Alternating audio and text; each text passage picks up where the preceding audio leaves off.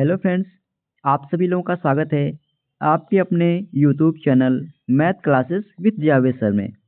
तो फ्रेंड्स, आज हम डिस्कस करेंगे 19 फरवरी 2025 के मोस्ट इम्पोर्टेंट करंट अफेयर्स के क्वेश्चन को। तो आज इस पूरे सेशन को लास्ट तक जरूर देखिएगा। और अगर आप हमारे वीडियो को पहली बार देख रहे हैं तो चैनल को सब्सक्राइब करना ना भूलें, ताकि हमारे द्वारा कुछ भी अपडेट किया जाए उसका नोटिफिकेशन आपको सबसे पहले मिल सके। और इस वीडियो का पीडीएफ आपको हमारे टेलीग्राम चैनल पे मिल जाएगा, जिसका लिंक वीडियो के डिस्क्रिप्शन में दिया गया है। आप उसे वहां से इजीली डाउनलोड कर सकते हैं। तो चलिए आज के सेशन को करते हैं स्टार्ट। तो सेशन को स्टार्ट करने से पहले जो हम लोगों ने पिछले दिन करंट अफेयर्स पढ़ा था उसका क्विक रिवीजन कर लेते हैं, जिसमें पहला प्रश्न है, हाल ही में जोथम नापत किस देश के प्रधानमंत्री बने हैं? तो यह वानुअतु देश के नए प्रधानमंत्री बने। हाल ही में 38वें राष्ट्रीय खेलों का समापन कहाँ हुआ? तो इसका समापन उत्तराखंड के हल्द्वानी में हुआ। फॉरवर्ड फास्टर सस्टेनेबिलिटी अवार्ड 2025 किस संगठन को प्रदान किया गया? तो यह एनटीपीसी लिमिटेड को प्रदान किया गया है। राजस्थान में 113 साल पुराने किंग एडवर्ड मेमोरियल का नाम बदलकर क्या रखा गया? तो अब इसका नाम बदलकर महर्षि दयानंद विश्रांति गृह किया गया है। कौन सा देश दक्षिण चीन सागर में पहला डीप वाटर स्पेस स्टेशन बना रहा है? तो इसे चीन बना रहा है। किस राज्य सरकार के द्वारा नदी कटाव पर अंकुश लगाने के लिए नदी बंधन योजना शुरू किया गया है? तो इस योजना की शुरुआत पश्चिम बंगाल राज्य सरकार के द्वारा शुरू किया गया। हाल ही में आदि महोत्सव 2025 का उद्घाटन किसने किया है? तो इसका उद्घाटन राष्ट्रपति द्रौपदी मुर्मू जी ने किया। भारत सरकार ने लिम्फेटिक फाइलेरियासिस से मुक्त होने का लक्ष्य कब तक रखा है? तो वर्ष 2027 तक भारत सरकार ने लिम्फेटिक फाइलेरियासिस से मुक्त होने का लक्ष्य रखा है। हाल ही में विश्व पेंगोलिन दिवस कब मनाया गया है? तो यह दिवस अभी हाल ही में 15 फरवरी को मनाया गया। अब चलिए हम लोग आज के सेशन को कवर कर लेते हैं, जिसमें आज का पहला प्रश्न है, किसे 26वें मुख्य चुनाव आयुक्त के रूप में नियुक्त किया गया है? तो इसका सही विकल्प हो जाएगा ए, यानी ज्ञानेश कुमार को अभी हाल ही में 26वें मुख्य चुनाव आयुक्त के रूप में नियुक्त किया गया। आइए क्वेश्चन से रिलेटेड इंपॉर्टेंट पॉइंट कवर कर लेते हैं। तो फ्रेंड्स, निर्वाचन आयुक्त ज्ञानेश कुमार को नया मुख्य निर्वाचन आयुक्त नियुक्त किया गया है।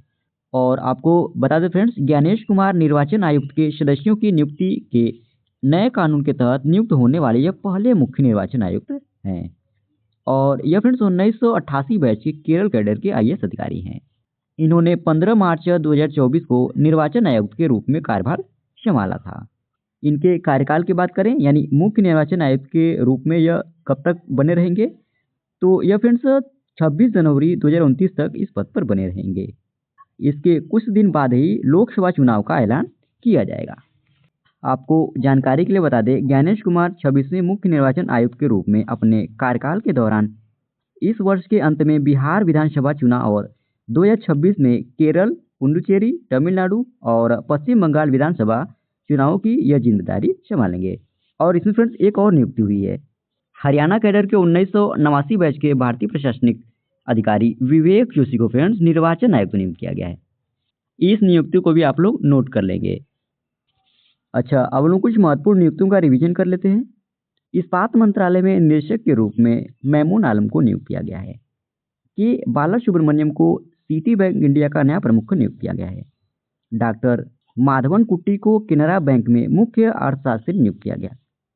आंध्र प्रदेश सरकार ने पूर्व पुलिस महानिदेशक आरपी सिंह ठाकुर को राज्य का सलाहकार नियुक्त किया है।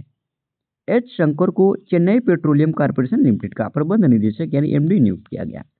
मेजर जनरल इयाल जमीर को इजराइल रक्षा बल के नए प्रमुख के रूप में नियुक्त किया गया। सोनी ग्रुप कॉर्प ने हिरोकी टोटोकी को अपना नया सीईओ नियुक्त किया। वरिष्ठ भारतीय पुलिस सेवा अधिकारी राजेश निर्वाण को नागरिक उड्डयन सुरक्षा ब्यूरो के रूप में नियुक्त किया गया। जस्टिस हर्ष कुमार को महाकुंभ भगदड़ पर न्यायिक आयोग का प्रमुख नियुक्त किया गया।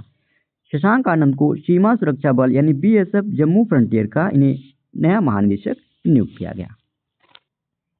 अगला प्रश्न है, ब्रिटेन के प्रतिष्ठित सम्मान the most excellent of the British Empire से किसे सम्मानित किया गया है?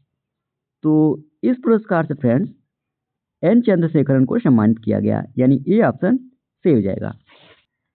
तो फ्रेंड्स, हाल ही में टाटा समूह के चेयरमैन नटराजन चंद्रशेखरन को ब्रिटेन के the most excellent order of the British Empire से सम्मानित किया गया और यह पुरस्कार उन्हें ब्रिटेन और भारत के व्यापारिक संबंधों में उनके योगदान और सेवाओं के लिए प्रदान किया गया है। और आपको बता दें फ्रेंड्स, इस प्रतिष्ठित सम्मान को नाइटहुड सम्मान के नाम से भी जाना जाता है। अच्छा, अब लोग कुछ पुरस्कार को डिस्कस कर लेते हैं। तो कोल इंडिया को गोल्डन पिकॉक CSR पुरस्कार 2024 से सम्मानित किया गया। टॉम क्रूज को फ्रांस के प्रतिष्ठित एरोनॉटिक्स मेडल से सम्मानित किया गया। चंद्रिका टंडन ने ग्रैमी एल्बम त्रिवेणी के लिए बेस्ट न्यू एज एम्बियंट या चैंट एल्बम श्रेणी में उन्होंने ग्रैमी पुरस्कार जीता है। मनोज सिन्हा को प्रतिष्ठित महाराजा हरि सिंह पुरस्कार से सम्मानित किया गया। प्रख्यात ओडिया कवि प्रतिभा शतपथी को गंगाधर राष्ट्रीय पुरस्कार से सम्मानित किया गया। अवधना सरस्वती पीठम के पीठाधिपति डॉक्टर ब्रह्मर्षि मधुगुला नागफनी शर्मा को पद्मश्री से सम्मानित किया गया। भारत बायोटेक के संस्थापक डॉक्टर कृष्ण एला को INSA फेलोशिप 2025 से सम्मानित किया गया। हुनूर इंडिया ने डॉक्टर राज पी नारायणन को फिनटेक इनोवेशन के लिए सम्मानित किया है। अगला प्रश्न है, किस खेल में मनु भाकर को उत्कृष्टता के लिए BBC Indian sportswoman of the year 2024 मिला? तो इन्हें फ्रेंड्स शूटिंग के क्षेत्र में यह पुरस्कार मिला है, यानी बी ऑप्शन सही हो जाएगा। तो फ्रेंड्स, हाल ही में Olympian Manu Bhaker BBC Indian sportswoman of the year 2024 की विजेता बनी है और यह अंतर्राष्ट्रीय स्तर पर हुई वोटिंग के बाद उनके नाम की घोषणा की गई है। अब बात कर लेते हैं BBC Indian sportswoman of the year के बारे में। तो इसकी शुरुआत फ्रेंड्स वर्ष 2020 में हुई थी और इसका उद्देश्य है भारतीय महिला खिलाड़ियों को उजागर करना और उन्हें आगे बढ़ने के लिए प्रेरित करना, इसका उद्देश्य है। और इस पुरस्कार से पहली बार फ्रेंड्स बैडमिंटन की खिलाड़ी PV सिंधु को सम्मानित किया गया था। अच्छा, अब हम लोग मनु भाकर के बारे में भी जान लेते हैं।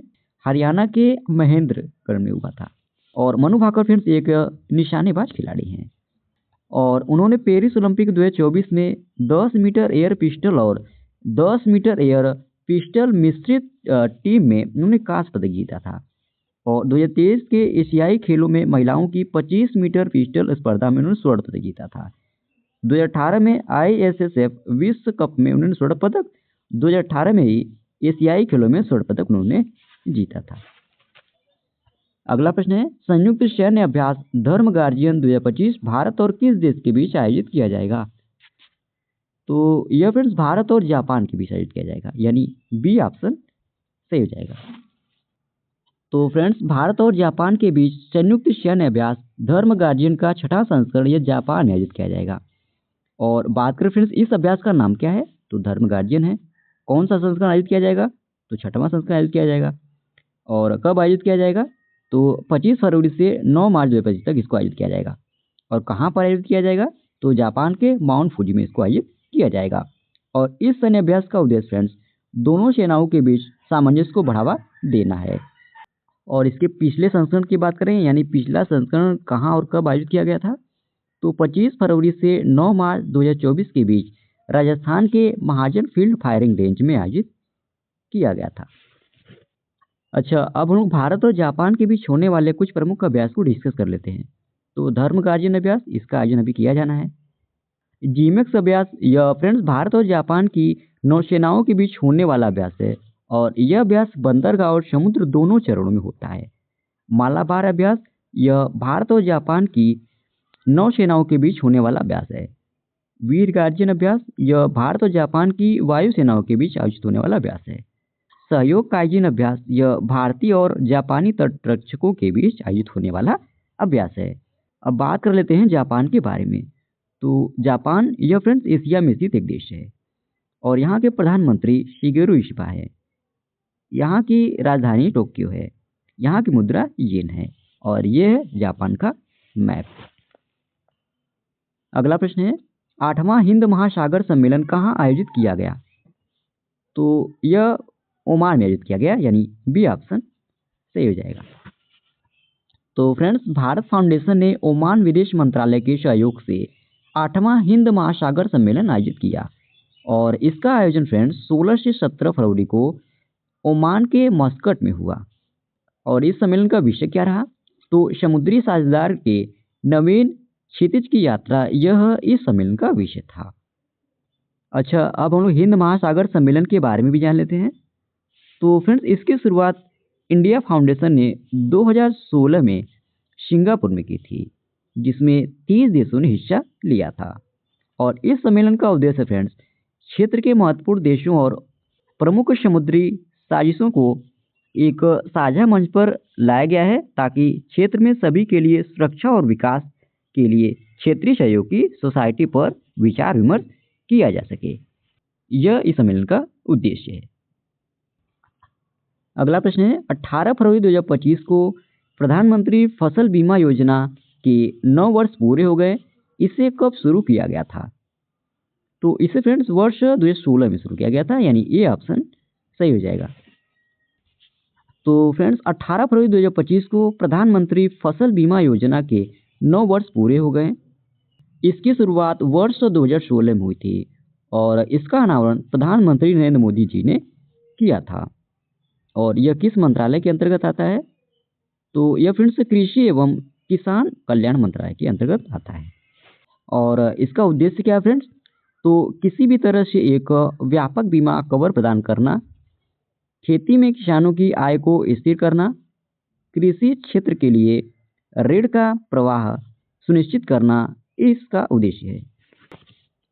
अगला प्रश्न है, हाल ही में किस देश में तमिल कवि और दार्शनिक तिरुवल्लुवर की प्रतिमा का अनावरण किया गया? तो इनका अनावरण फ्रेंड्स फिलीपींस में किया गया है, यानी डी ऑप्शन सही हो जाएगा। तो फ्रेंड्स, फिलीपींस में 17 फरवरी 2025 को भारतीय राजदूत हर्ष कुमार जैन ने सेबू में गुल्लास कॉलेज ऑफ मेडिसिन में तमिल कवि और दार्शनिक तिरुवल्लुवर की प्रतिमा का अनावरण किया। और यह आयोजन फ्रेंड्स भारत और फिलीपींस के बीच राजनयिक संबंधों के 75 वर्ष पूरे होने के उपलक्ष्य में किया गया। अब बात कर लेते हैं फिलीपींस के बारे में। तो फ्रेंड्स, फिलीपींस की राजधानी मनीला है। यहाँ के वर्तमान राष्ट्रपति बोंगबोंग मार्कोस हैं। यहाँ की मुद्रा फिलिपीनी पेसो है। राष्ट्रीय भाषा फिलिपिनो है और आधिकारिक भाषा अंग्रेजी है। और ये फ्रेंड्स फिलीपींस का मैप। अगला प्रश्न है, राष्ट्रीय बादाम दिवस कब मनाया जाता है? तो यह दिवस प्रत्येक वर्ष 16 फरवरी को मनाया जाता है, यानी बी ऑप्शन सही हो जाएगा। तो फ्रेंड्स, हर साल 16 फरवरी को राष्ट्रीय बादाम दिवस मनाया जाता है और यह दिन फ्रेंड्स बादाम के बारे में जानकारी और शिक्षा प्रदान करने और इसके महत्व को बढ़ावा देने के लिए समर्पित है। इसके अलावा यह दिन फ्रेंड्स बादाम उत्पादकों और किसानों के समर्थन करने के उद्देश्य से भी मनाया जाता है। और इस दिवस की शुरुआत फ्रेंड्स 1994 ईस्वी में अमेरिकन एल्डम बोर्ड द्वारा की गई थी और इस दिन को मनाने का उद्देश्य था बादाम के महत्व और इसके अनेक स्वास्थ्य लाभों को बढ़ावा देना। यह इस दिवस को मनाने का उद्देश्य था। अच्छा, अब हम फ्रेंड्स फरवरी महीने में अब तक जितने भी महत्वपूर्ण दिवस मनाए गए थे उन सभी दिवसों के साथ हम थीम को डिस्कस कर लेते हैं। तो 1 फरवरी को भारतीय तटरक्षक दिवस मनाया गया। 2 फरवरी को विश्व आर्द्रभूमि दिवस मनाया गया। 3 फरवरी को राष्ट्रीय गुमशुदा व्यक्ति दिवस मनाया गया। 4 फरवरी को विश्व कैंसर दिवस मनाया गया और इस दिवस की थीम थी यूनाइटेड बाय यूनिक। 4 फरवरी को ही राष्ट्रीय कर्मी मुक्ति दिवस मनाया गया। थीम थी एसटीएस को खत्म करें, बच्चों के स्वस्थ भविष्य में निवेश करें। 10 फरवरी को विश्व दलहन दिवस मनाया गया और थीम थी दालें कृषि खाद्य प्रणालियों में विविधता लाना। 11 फरवरी को अंतर्राष्ट्रीय महिला एवं बालिका विज्ञान दिवस मनाया गया। 12 फरवरी को डार्विन दिवस राष्ट्रीय उत्पादकता दिवस मनाया गया। 13 फरवरी को विश्व रेडियो दिवस और राष्ट्रीय महिला दिवस मनाया गया। 14 फरवरी को विश्व जनजाति हृदय दोष दिवस मनाया गया। 15 फरवरी को विश्व पेंगुलिन दिवस मनाया गया। 15 फरवरी को फ्रेंड्स अंतर्राष्ट्रीय बाल कैंसर दिवस मनाया गया। अगला प्रश्न है, 50,000 किलोमीटर की लंबाई वाले undersea cable project water worth की घोषणा हाल ही में दुनिया की किस कंपनी ने की है? तो इसकी घोषणा मेटा ने की है, यानी बी ऑप्शन सही हो जाएगा। तो फ्रेंड्स, फेसबुक, इंस्टाग्राम और व्हाट्सएप की प्रवर्तक कंपनी मेटा ने 50,000 किलोमीटर की लंबाई के एड्रेसी केबल प्रोजेक्ट वाटरवर्थ का ऐलान किया। और इस प्रोजेक्ट का उद्देश्य फ्रेंड्स भारत अमेरिका के बीच डिजिटल कनेक्टिविटी को बढ़ाना है। तो इसी प्रश्न के साथ ही फ्रेंड्स ये आज का हमारा डेली करंट अफेयर्स का सेशन समाप्त होता है। आशा करते हैं आज का आपको सेशन अच्छा लगा होगा और इस वीडियो का पीडीएफ आपको हमारे टेलीग्राम चैनल पे मिल जाएगा, जिसका लिंक वीडियो के डिस्क्रिप्शन में दिया गया है। आप उसे वहां से ईजिली डाउनलोड कर सकते हैं। और अगर आप हमारे वीडियो को पहली बार देख रहे हैं तो चैनल को सब्सक्राइब करना ना भूलें, ताकि हमारे द्वारा कुछ भी अपडेट किया जाए उसका नोटिफिकेशन आपको सबसे पहले मिल सके। और वीडियो में लास्ट तक बने रहने के लिए धन्यवाद। आज के लिए इतना ही। जय हिंद, वंदे मातरम।